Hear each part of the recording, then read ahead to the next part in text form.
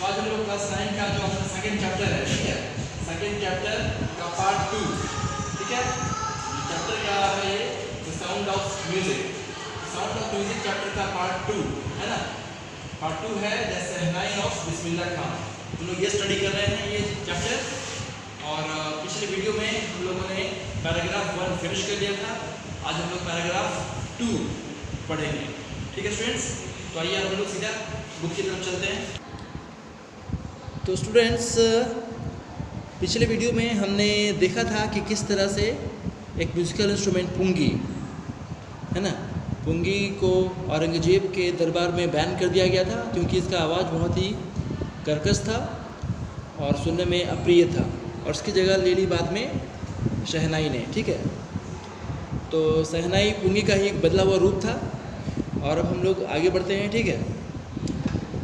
सो कहा जा रहा है कि the sound of shehnai began to be considered auspicious, and for this reason it is still played in temples and is an indispensable component of any North Indian wedding।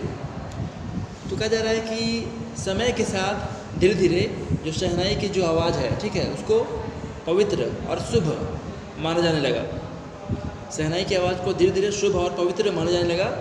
Auspicious का मतलब होता है students शुभ, ठीक है, and considered का मतलब होता है समझा जाना। तो धीरे धीरे जो शहनाई की जो आवाज़ है ना, वो कैसा समझाने लगा, उसे शुभ समझा जाने लगा। And for this reason it is still played in temples. और यही कारण है क्योंकि इसे बहुत ही शुभ माना जाने लगा था। ये जो है अब ये अभी भी टेम्पल्स में यानी कि मंदिरों में इसे आज तक बजाया जाता है। And is an indispensable component of any north Indian wedding. और अब जो है शहनाई जो है एक इंडिस्पेंसिबल कंपोनेंट है। यानी इंडिस्पेंसिबल कंपोनेंट का मतलब होता है कि जिसके बिना कोई भी काम हो नहीं सकता, ठीक है। तो अब ये जो है नॉर्थ इंडियन वेडिंग यानी कि उत्तरी भारत में कोई भी शादी होती है तो वो उस शादी में शहनाई का बजना एक इंडिस्पेंसिबल कंपोनेंट होता है, यानी कि उसके बिना कोई भी शादी नहीं हो सकती, ठीक है। तो नॉर्थ इंडियन वेडिंग में अब ये बिल्कुल ही इसकी आवश्यकता होती है, ठीक है। इसके बिना शादी नहीं हो सकती, ये एक इंडिस्पेंसिबल कंपोनेंट हो गया है। और कहा जा रहा है कि in the past shehnai was part of नौबत और traditional example of 9 instrument found at royal courts. अब यहाँ पर कहा जा रहा है कि प्राचीन काल में, पास्ट में जो शहनाई थी, ठीक है, वो राजसी दरबार में बजाए जाने वाले 9 जो म्यूजिकल इंस्ट्रूमेंट थे, ठीक है, वो उनमें से एक था। Till recently it was used only in temples and weddings. अभी हाल फिलहाल की बात की जाए तो ये जो शहनाई है ना, ये टेम्पल्स में और वेडिंग्स में, ठीक है, ये टेम्पल्स में और वेडिंग्स में इसको बजाया जाता था। The credit for bringing this instrument on to the classical stage goes to Ustad Bismillah Khan.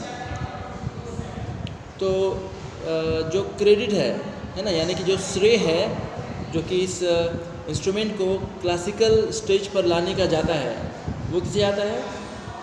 Classical stage पर इस इंस्ट्रूमेंट को लाने का जो श्रेय है वो जाता है उस्ताद बिस्मिल्लाह खान जी को, ठीक है। तो आगे हम लोग पढ़ते हैं कि as a 5 year old Bismillah Khan played gilli डंडा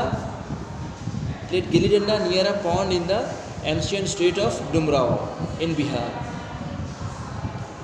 यहाँ पर अब बिस्मिल्लाह खान जी के बचपन की बात बताई जा रही है कि जब वो 5 साल उनकी उम्र थी, जब उनकी उम्र मात्र 5 साल थी, तो बिस्मिल्लाह खान जी गिल्ली डंडा खेला करते थे, ठीक है। और वो कहाँ खेला करते थे? वो बिहार का एक स्टेट है डुमराव, ठीक है। बिहार राज्य में एक जगह है, उसका नाम है डुमराव। तो वहीं पर एक तालाब के किनारे, ठीक है, एक तालाब के किनारे वो गिल्ली डंडा खेला करते थे। And he would regularly go to the nearby Bihari temple to sing the Bhojpuri chaita. तो डुमराव, बिहार के डुमराव में उनका बचपन बीता, और बचपन में कहा जा रहा है कि वो रेगुलरली यानी कि अक्सर जो है वो अपने घर के नज़दीक बिहारी जी मंदिर में एक भोजपुरी गाना गाने जाते थे जिसे कहते हैं चैता, ठीक है। And at the end of which he would earn a big laddoo. तो चैता गाना गाने के बाद उनको प्राइज़ के रूप में एक बड़ा लड्डू खाने के लिए दिया जाता था। ठीक है, एक बड़ा लड्डू उनको खाने के लिए दिया जाता था जिसका वेट 1.25 kg होता था, यानी कि बहुत ही बड़ा लड्डू। ठीक है, और ये जो लड्डू का जो प्राइस था ये वहाँ के लोकल महाराज के द्वारा दिया जाता था। ठीक है, वो चाहता भोजपुरी गाने के लिए। This happen 80 years ago। ये जो घटना है वो 80 साल पहले की बताई जा रही है। And the little boy has travelled far to earn the highest civilian award in India, the Bharat Ratna. और अब कहा जा रहा है कि ये 80 साल पहले की घटना है और अब वही छोटा बच्चा, ठीक है, बिहार के डुमरांव के नीचे जो चाहता गाने वाला जो बच्चा है ना, अब वो बहुत आगे बढ़ चुका है और बहुत आगे बढ़ चुका के भारत का जो है सबसे ऊंचा जो नागरिक अवार्ड है, जो सबसे बड़ा नागरिक अवार्ड है, प्राइज़ है, भारत रत्न है ना, भारत रत्न अवार्ड, वो छोटे से बच्चा वो भी जीत चुका है। ठीक है स्टूडेंट्स, तो मैंने आज आपको पैराग्राफ नंबर 2 और 3 इसका मैंने मीनिंग बताया। ठीक है, अब अगले वीडियो में हम लोग आगे के पैराग्राफ को समझेंगे। ठीक है स्टूडेंट्स, चलिए गुड बाय, थैंक यू।